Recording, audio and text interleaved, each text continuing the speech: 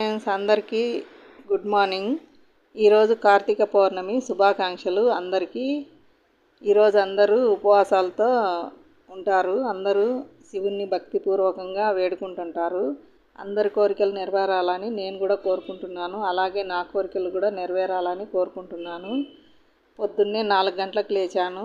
ఇల్లు వాకిలి అన్నీ శుభ్రం చేసుకొని స్నానం చేసి దీపాలు వెలిగించుకొని పూజ చేసుకున్నాను పొద్దున్నే. అయితే ఈ పూలన్నీ ఇప్పుడు సాయంత్రం మా ఇంట్లో గౌరీ పూజ ఉంది, అందుకని పూలన్నీ డోర్లకు అన్నిటికీ కట్టడానికి పూలన్నీ మాలలు తయారు చేసుకుంటున్నాను. ఓకే ఫ్రెండ్స్, మా ఛానల్ సబ్స్క్రైబ్ చేయండి, లైక్ చేయండి, షేర్ చేయండి, సబ్స్క్రైబ్ చేయండి.